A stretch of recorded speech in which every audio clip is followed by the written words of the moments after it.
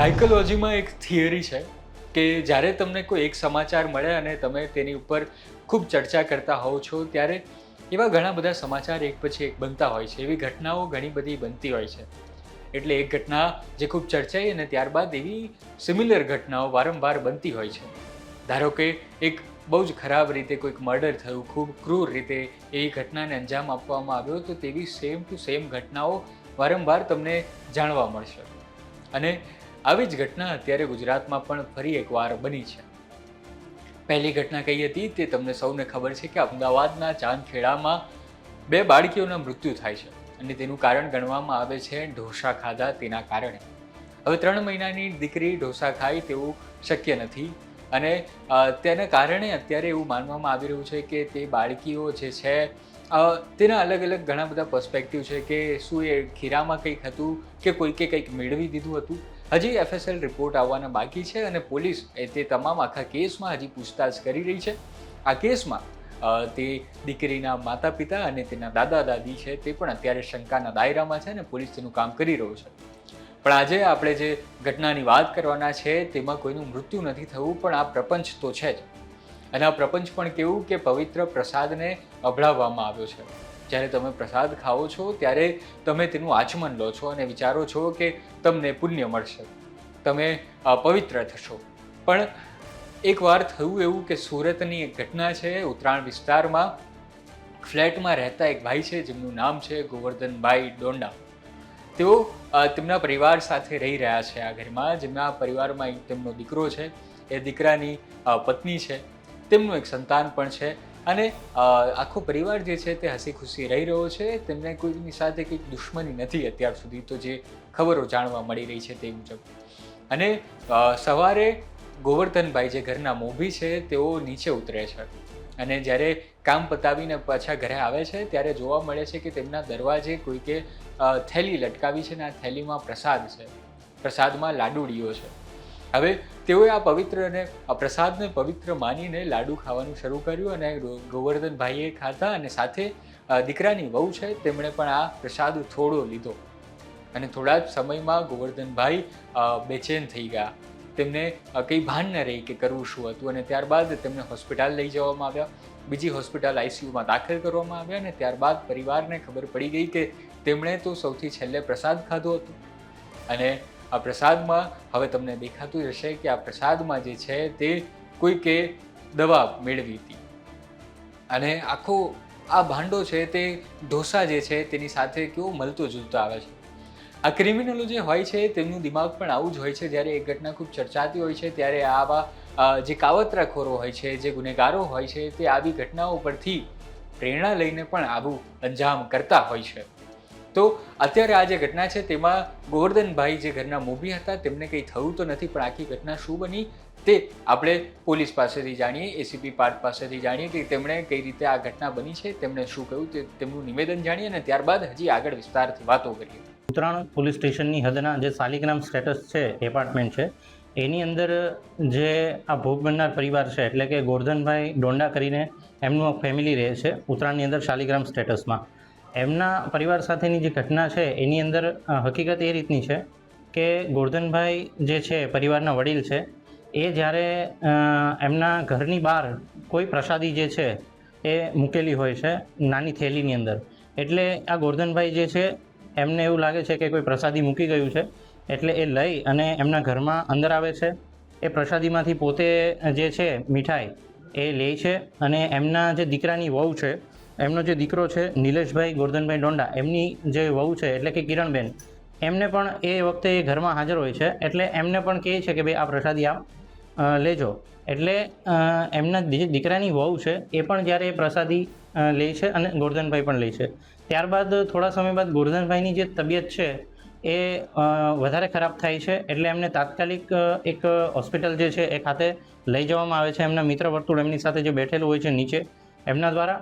અને મીનવાઇલ થોડા સમય બાદ એમની જે દીકરાની વહુ છે કિરણ, એણે પણ આ પ્રસાદી થોડી માત્રામાં જે છે એ લીધેલી હોય છે. એટલે એમને પણ આ રીતની અસર થાય છે.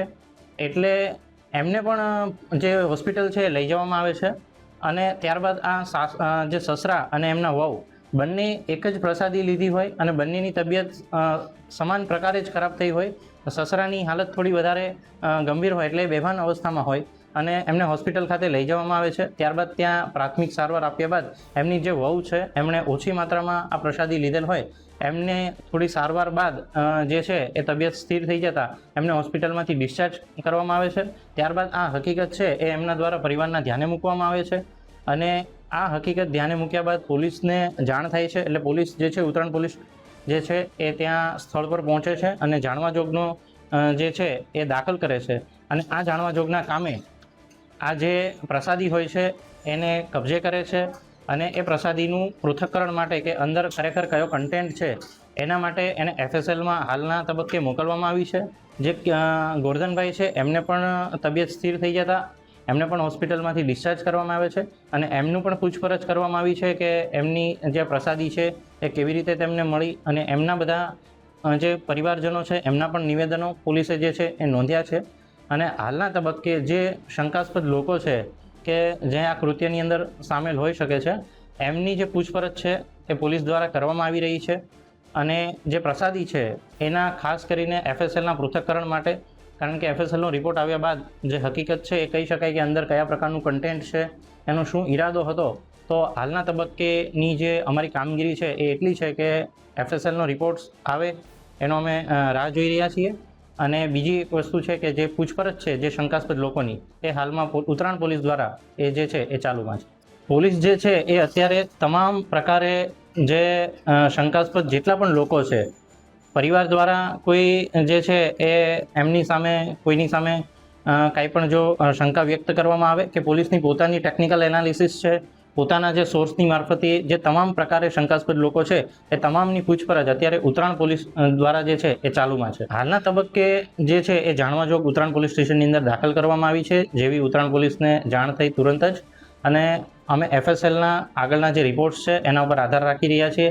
એના પૃથ્થકરણ બાદ અને શંકાસ્પદ લોકોની તપાસ બાદ જે પણ આમાં સામેલ થશે અને જે પણ પ્રકારની કાયદાકીય કાર્યવાહી છે એ આગળ આમાં ચોક્કસ જે છે એ કરવામાં આવનાર છે. બહુ ખરાબ ઘટના બની છે અને આ જે કર્યું છે એ કોઈની સાથે ન થવું જોઈએ અને આ જે મૂકી ગયા છે અમારા પટેલ જ છે અને કોઈ દિવસ અમારે કોઈને એને વાંધો નથી તોય આવું કરી ગયા અમારી સાથે અમને મારી જ નાખવાની હાવ કોશિશ કરી છે એની. શું ઘટના શું બની હતી સર? ઘટના ત્યાર પહેલાં કોઈ જ કંઈ બની નથી, બસ એ લાડુ મૂકી ગયા અને એમ ખાધો. એટલે કેવી રીતે, મતલબ તમે નીચેથી આવ્યા અને શું જોયું તમે? એમ 3 વાગ્યા 3:30 વાગે હું નીચેથી ઉપર આવ્યો એટલે લાડુ પડ્યા હતા. લાડુ પડ્યા એટલે હું લઈને અંદર આવ્યો. આ ઘણી વખત શું હોય કે કાંઈક સત્સંગને એવું હાલતું હોય તો કોઈ પ્રસાદી મૂકી જતા હોય, ચોર બંધ હોય એટલે પછી આપણે ઘરે લાવીને ખાતા હોય. પણ આ એક ષડયંત્ર હતું. બાકી આવું તો ઘણી વખત બનતું હોય. કોણે કોણે ખાધો તો? મેં ખાધો અને મારા દીકરીને વહુએ ખાધો. પછી શું થયું હતું? પછી 2 લાડુ હતા ને એમાં એક માલી એમ થોડો થોડો ખાધો, એક તો એમનો પડ્યો હતો. પણ જે ઝેરવાળો હતો એ જ ખાધો હોય મેં. પછી આપને શું થયું હતું? કેવી રીતે હોસ્પિટલ પહોંચાડવા? હવે એ તો એ જો કહું છું, આ ભાઈ હમણાં આવ્યા ને, મેં કીધું મને કઈ રીતે તમે દવાખાને લઈ ગયા, મને શું થયું છે શું નહીં કાંઈ ખબર નથી રહી. નીચે બેઠા હતા એમાંની મને એમને બોલવામાં ફરક પડી ગયો અને લથડિયા ખાવા મળ્યો કે બીજા 2-3 ભાઈઓ ભેગા થઈ ગયા કે આ ભાઈ કે અર્જુનભાઈને બોલાવ્યા કે તમે તાત્કાલિક આવો, ગુરજનભાઈને હોસ્પિટલ લઈ જવા પડશે. મારા છોકરાઓ ફેક્ટરી હતા એને તાત્કાલિક બોલાવ્યા અને મને સીધો આપણે વિનસમાં લઈ ગયા. તો વિનસમાં ICUમાં જગ્યા નહોતી એટલે પછી ત્યાંથી અમે તરત કિરણ હોસ્પિટલમાં ગયા અને કાલે 4 વાગે મને ખબર પડી કે હું હોસ્પિટલમાં છું એમ. ત્યાં મને ખબર નહોતી હું હોસ્પિટલમાં છું એમ. તમે ACPનું નિવેદન સાંભળ્યું, તમને પૂરેપૂરી આખી જે છે તે વાત ખબર પડી ગઈ છે કે કઈ રીતે તેમની સાથે ગોવર્ધનભાઈ ડોંડા સાથે આખું ઘટનાક્રમ કઈ રીતે બન્યો તે તમને જાણ થઈ ગઈ છે. આખા કેસમાં અત્યાર સુધી પોલીસે જે કર્યું છે તેમાં FSL રિપોર્ટ આવવાના બાકી છે, જેના આધારે ખબર પડી જશે કે કઈ દવા હતી.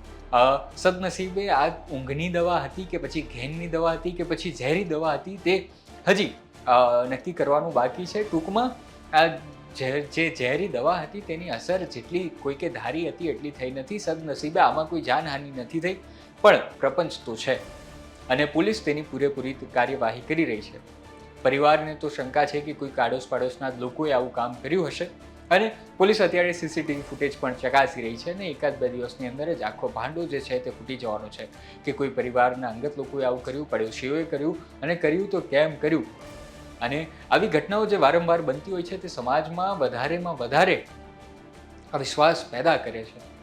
આ ઘટના જાણ્યા પછી તમને જો કોઈ અજાણ્યો પ્રસાદ આપે તો તમારા મનમાં કદાચ શંકા પેદા થાય તેવી પૂરેપૂરી સંભાવનાઓ છે. પણ અમારો આ આશય બિલકુલ નથી. અમારો આશય એટલો છે કે તમે જાગૃત થાઓ અને જ્યારે પણ કંઈ આવું તમે ખાદ્ય પદાર્થ જુઓ છો કે આવી રીતે જુઓ છો તો પહેલાં ચકાસો, તેને જુઓ ને ત્યારબાદ તેના આરોપ. અમે શંકા પેદા કરવા નથી માંગતા, પણ તમારી સલામતી તમારા હાથમાં છે તે ખૂબ જરૂરી છે. આ હતી આજની ક્રાઇમ સ્ટોરી. તમને કેવી લાગી તે તમે અમને કોમેન્ટમાં જરૂર જણાવો.